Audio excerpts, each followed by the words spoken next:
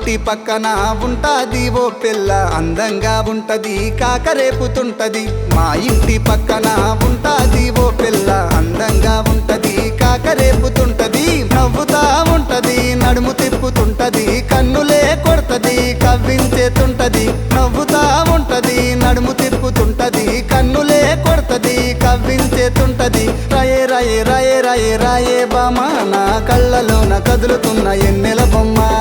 రాయే రాయే రాయే రాయే రాయే బామా నా కళ్ళలోన కదులుతున్న ఎన్నెల